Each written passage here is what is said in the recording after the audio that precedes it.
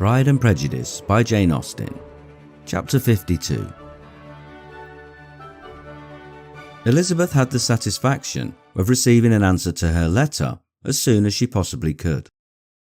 She was no sooner in possession of it than hurrying into the little copse, where she was least likely to be interrupted. She sat down on one of the benches and prepared to be happy, for the length of the letter convinced her that it did not contain a denial. My dear niece, I have just received your letter and shall devote this whole morning to answering it, as I foresee that a little writing will not comprise what I have to tell you. I must confess myself surprised by your application. I did not expect it from you.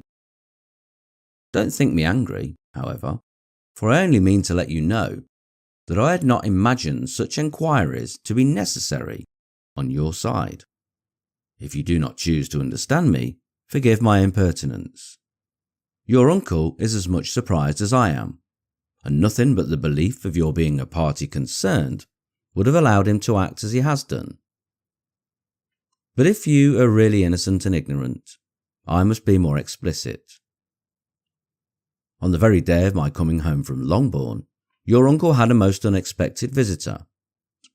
Mr. Darcy called and was shut up with him several hours. It was all over before I arrived, so my curiosity was not so dreadfully racked as yours seems to have been. He came to tell Mr. Gardiner that he had found out where your sister and Mr. Wickham were, and that he had seen and talked with them both. Wickham repeatedly, Lydia once. From what I can collect, he left Derbyshire only one day after ourselves, and came to town with the resolution of hunting for them. The motive professed was his conviction of its being owing to himself that Wickham's worthlessness had not been so well known as to make it impossible for any young woman of character to love or confide in him. He generously imputed the whole to his mistaken pride, and confessed that he had before thought it beneath him to lay his private actions open to the world. His character was to speak for itself. He called it, therefore, his duty to step forward and endeavour to remedy an evil which had been brought on by himself. If he had another motive, I am sure it would never disgrace him. He had been some days in town before he was able to discover them, but he had something to direct his search which was more than we had, and the consciousness of this was another reason for his resolving to follow us.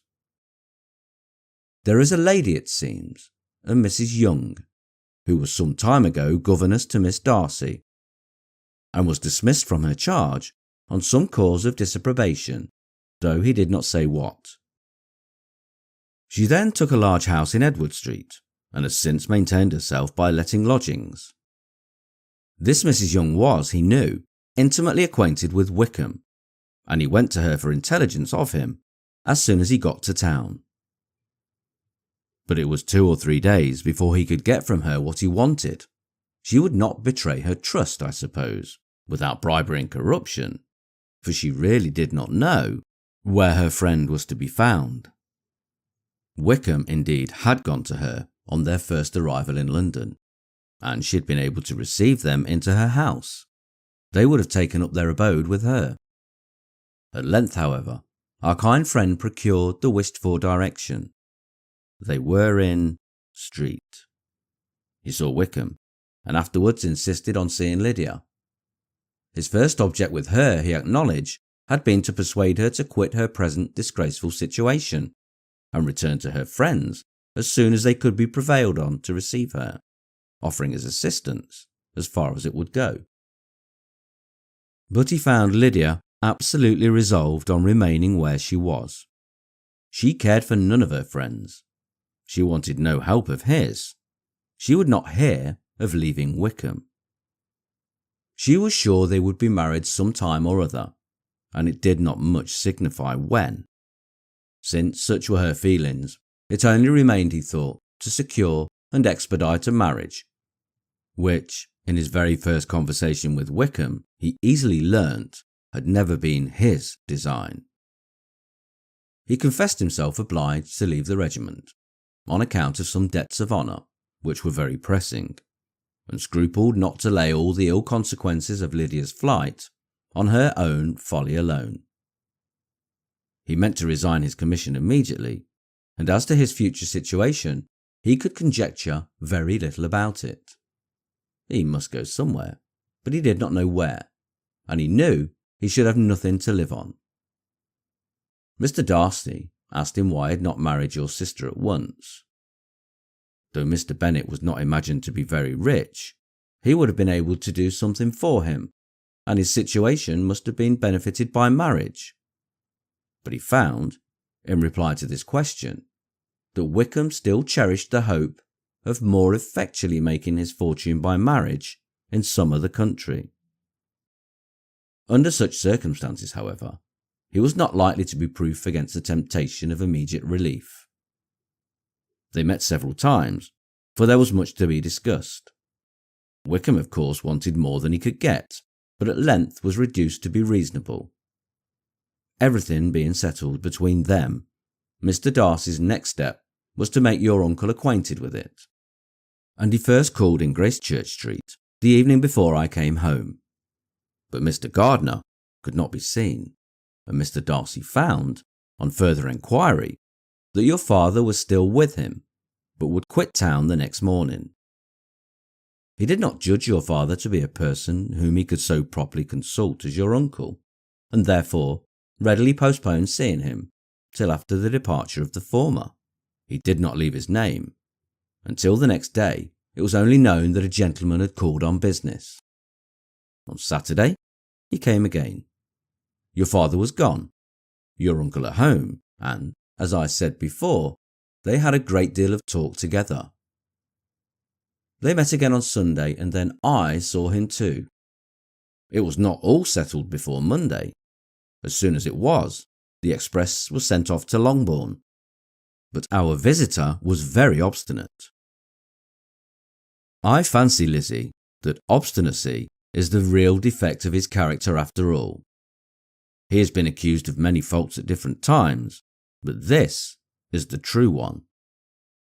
Nothing was to be done that he did not do himself, though I'm sure, and I do not speak it to be thanked, therefore say nothing about it, your uncle would most readily have settled the whole.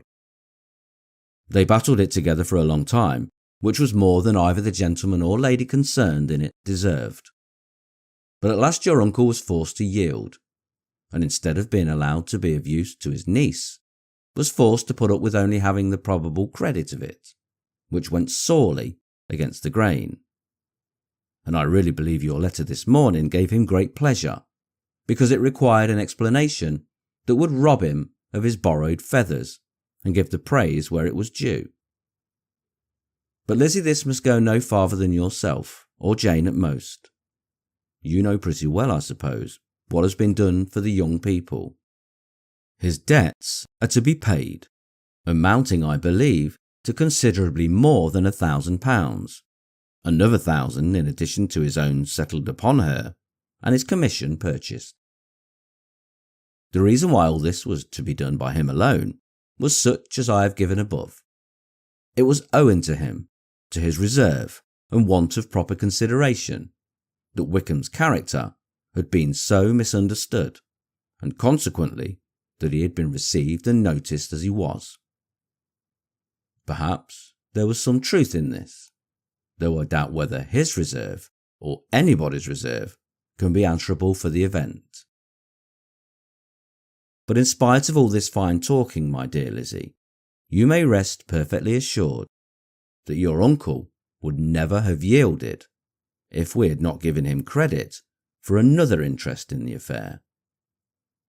When all this was resolved on, he returned again to his friends, who were still staying at Pemberley, but it was agreed that he should be in London once more when the wedding took place, and all money matters were then to receive the last finish. I believe I have now told you everything. It is a relation which you tell me is to give you great surprise.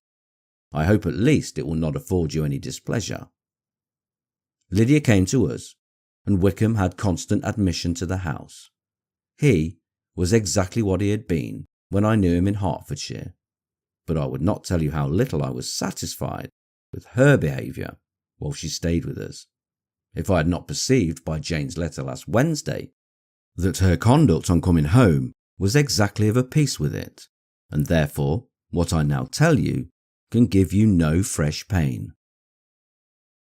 I talked to her repeatedly in the most serious manner, representing to her all the wickedness of what she had done and all the unhappiness she had brought on her family. If she heard me, it was by good luck, for I am sure she did not listen.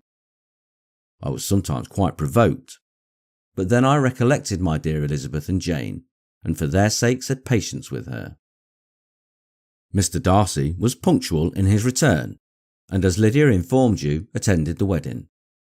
He dined with us the next day, and was to leave town again on Wednesday or Thursday. Will you be very angry with me, my dear Lizzie, if I take this opportunity of saying, what I was never bold enough to say before, how much I like him?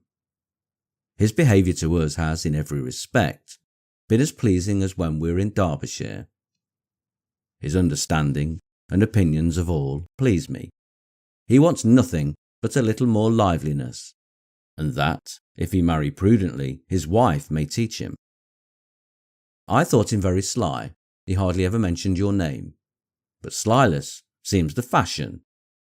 Pray forgive me if I have been very presuming, or at least do not punish me so far as to include me from P. I shall never be quite happy till I have been all round the park. A low phaeton with a nice little pair of ponies would be the very thing. But I must write no more.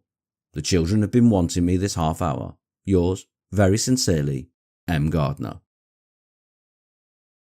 The contents of this letter threw Lizzie into a flutter of spirits, in which it was difficult to determine whether pleasure or pain bore the greatest share. The vague and unsettled suspicions which uncertainty had produced of what Mr. Darcy might have been doing to forward her sister's match, which she had feared to encourage, as an exertion of goodness too great to be probable, and at the same time dreaded to be just, from the pain of obligation, were proved beyond their greatest extent to be true. He had followed them purposely to town. He had taken on himself all the trouble and mortification attendant on such a research, in which supplication had been necessary to a woman whom he must abominate and despise, and where he was reduced to meet, frequently meet, reason with, persuade, and finally bribe the man whom he always most wished to avoid, and whose very name it was punishment to him to pronounce. He had done all this for a girl whom he could neither regard nor esteem. Her heart did whisper that he had done it for her, but it was a hope shortly checked by other considerations, and she soon felt that even her vanity was insufficient, when required to depend on his affection for her, for a woman who had already refused him, as able to overcome a sentiment so natural as abhorrence against relationship with Wickham. Brother-in-law of Wickham. Every kind of pride must revolt from the connection. He had, to be sure, done much. She was ashamed to think how much. But he had given a reason for his interference, which asked no extraordinary stretch of belief. It was reasonable that he should feel he had been wrong. He had liberality, and he had the means of exercising it. And though she would not place herself as his principal inducement, she could, perhaps, believe that remaining partiality for her might assist his endeavours in a cause where her peace of mind must be materially concerned. It was painful, exceedingly painful, to know that they were under obligations to a person who could never receive a return. They owed the restoration of Lydia, her character, everything to him. Oh, how heartily did she grieve over every ungracious sensation she had ever encouraged, every saucy speech she had ever directed toward him. For herself, she was humbled. But she was proud of him, proud that in a cause of compassion and honour, he had been able to get the better of himself. She read over her aunt's commendation of him again and again. It was hardly enough, but it pleased her. She was even sensible of some pleasure, though mixed with regret, on finding how steadfastly both she and her uncle had been persuaded that affection and confidence subsisted between Mr. Darcy and herself. She was roused from her seat and her reflections by someone's approach, and before she could strike into another path, she was overtaken by Wickham. "I am afraid I interrupt your solitary ramble, my dear sister," said he, as he joined her. "You certainly do," she replied with a smile, "but it does not follow that the interruption must be unwelcome.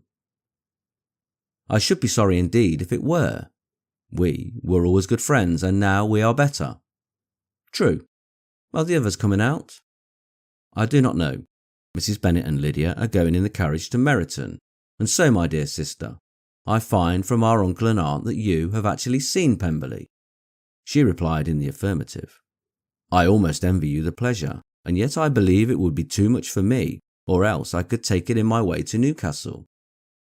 "And you saw the old housekeeper, I suppose?" "Poor Reynolds. She was always very fond of me, but of course she did not mention my name to you." "Yes, she did." "And what did she say?"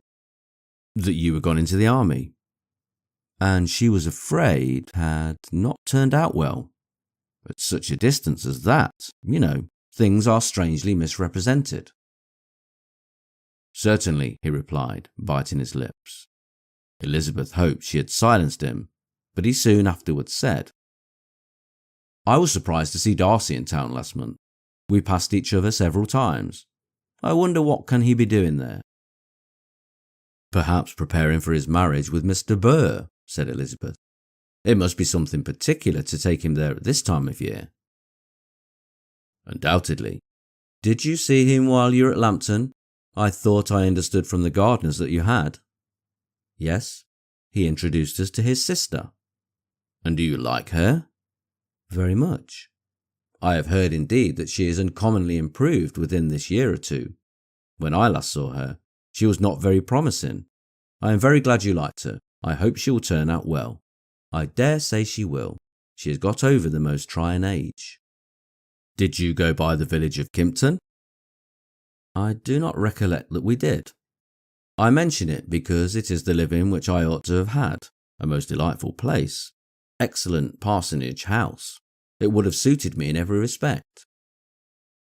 "How should you have liked making sermons?" "Exceedingly well. I should have considered it as part of my duty, and the exertion would soon have been nothing. One ought not to repine, but, to be sure, it would have been such a thing for me.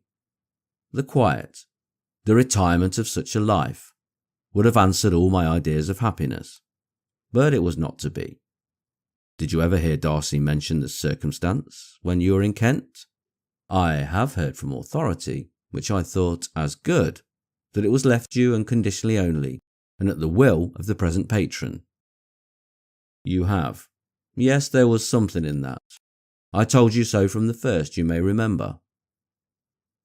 "I did hear, too, that there was a time when sermon making was not so palatable to you as it seems to be at present. Do you actually declared your resolution of never taking orders, and that the business had been compromised accordingly?" "You did, and it was not wholly without foundation. You may remember what I told you on that point when first we talked of it." They were now almost at the door of the house, for she had walked fast to get rid of him, and unwilling for her sister's sake to provoke him, she only said in reply, with a good-humoured smile, "Come, Mr. Wickham, we are brother and sister, you know. Do not let us quarrel about the past. In future, I hope we shall be always of one mind." She held out her hand. He kissed it with affectionate gallantry, though he hardly knew how to look, and they entered the house.